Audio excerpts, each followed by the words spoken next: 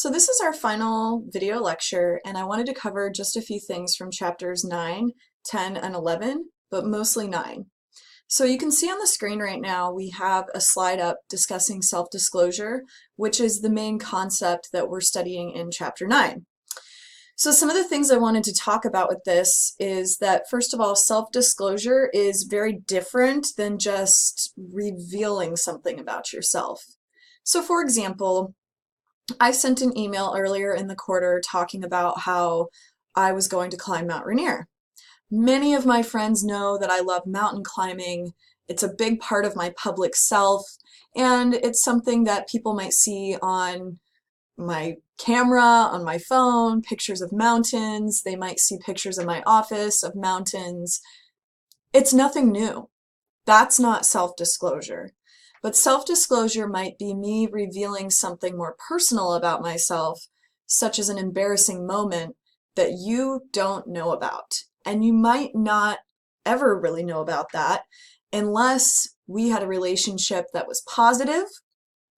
Usually we would be one-on-one if I were to share something like that with you. It would take time, so it's incremental.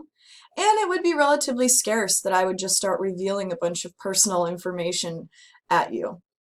So self-disclosure, please keep in mind, it is different than revealing something about yourself that people know about. Other things people know about me that would not be self-disclosure would be pizza is my favorite food, I have 2 cats, and I love to travel. Those are all part of my public self. So again, maybe revealing an embarrassing moment, maybe talking about a hard time that I've been through, those would qualify more as self-disclosure. So we're going to explore this week by looking at something called the Johari window. So please take the time to read the rest of chapter 9 to figure out what the other types of self-disclosure are, as I'll be skipping through those in the PowerPoint. So let's go ahead and take a look at something. This is the Johari window. Now I'm covering a little bit, so I'll try and move myself here. And what we see is there are windows. And now what we've got is your self-concept. Right here, this is everything about you. Here, on this box, this is what's known to you, and this is what's not known to you. So essentially, we're all like a work in progress. Then, over here, this is what's known to others, and this is what's not known to others. So basically what we do with the Johari window, this is a model of self-disclosure. We combine these boxes together for this model, and thus we have open, blind, hidden, and unknown. Okay, known to self, known to others. That would be like the example I just gave about loving to hike or climb mountains. That's open. Not known to self, but known to others. This is what we call the blind portion of Johari's window. Now with the blind portion, this could be things like potential that others see in you. So when someone takes from chapter 2, they impose a self-fulfilling prophecy on you, they might know you're capable of something, but it's not known to you yet. You don't believe in yourself. That's one example.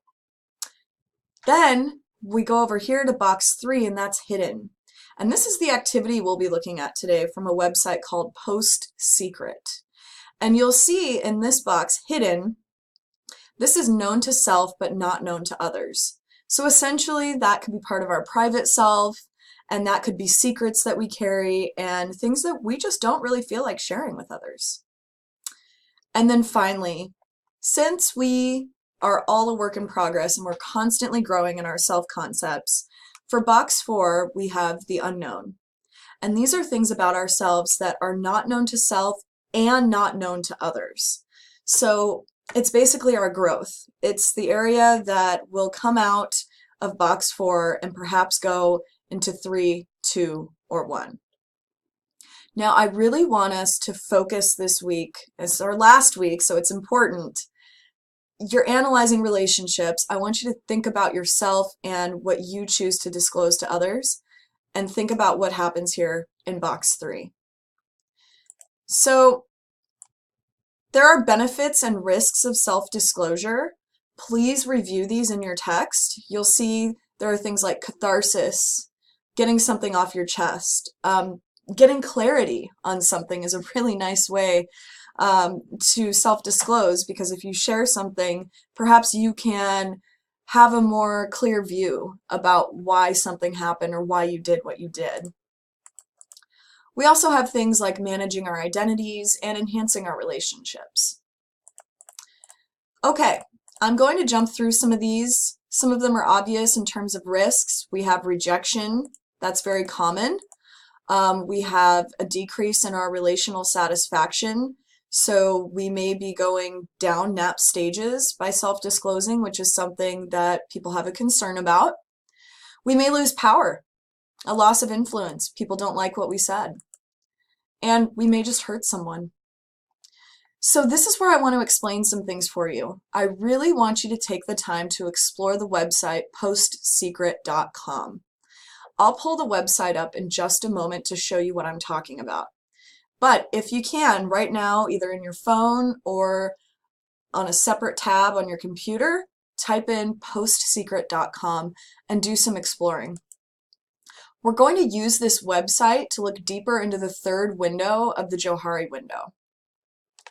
So you'll take a look at it and you'll see that there's different postcards that people have sent in to this guy named Frank Warren.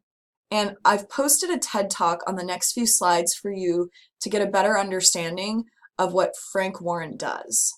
So in a nutshell, Frank collects people's secrets. He basically collects window 3 of the Johari window. So take some time to explore. You'll see that some of the secrets on there are more explicit. They might be more controversial. They might be funny, or they might just make you think. And Frank posts new ones every weekend. So think about it when you're looking through these secrets. Why do people feel okay sharing their most vulnerable secrets online? I mean, it's a really good question to ask. For obvious reasons, we're anonymous, so that's helpful. But if you go back to some of the benefits of self-disclosure, think about what you get out of that, because you don't have someone necessarily reciprocating information back to you, but perhaps you can feel a level of catharsis. Perhaps you can feel validated by sharing your secret. But you think about it. Why do you think people feel okay sharing their most vulnerable secrets? Why do we feel connected through our secrets? This whole project, after you watch the TED Talk, you'll see it has brought people so close together.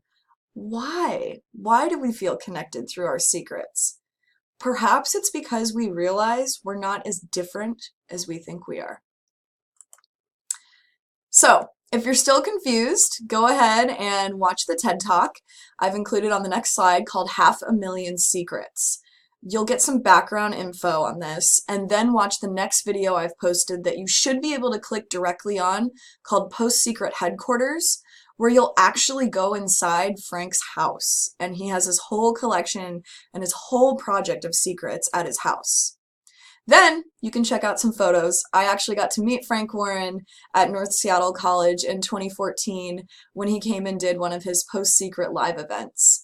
It was an amazing experience, and he actually shared that he shares a secret in every book. And just to give you a little bit of a laugh, one of his secrets was, and I'm summarizing it, but it was at one point his wife kept letting the dog out to go to the bathroom, and the dog would poop in his neighbor's yard, and she wouldn't clean it up.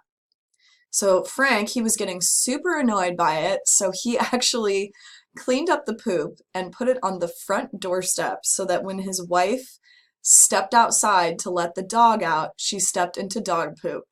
From that point on, she thought it was the neighbors, and she never let the dog out without cleaning up his poop.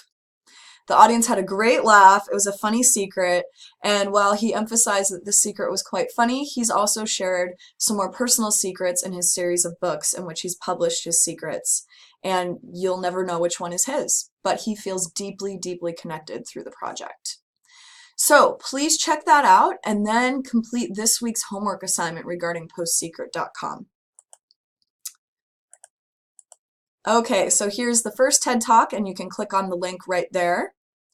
And then here, you should be able to click directly on this video once you open up your PowerPoint. Here's a series of secrets that Frank has. You'll be able to see some of these as well in the video.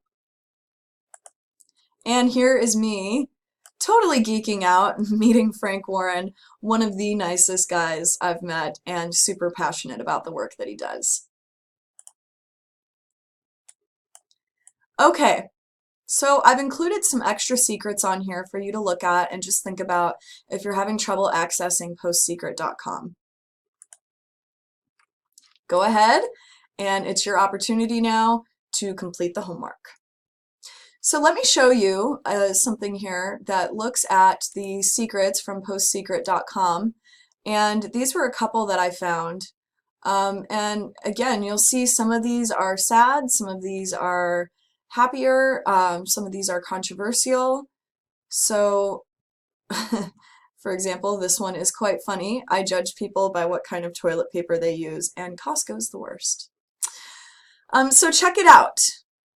The other thing that I wanted to show you was just a few things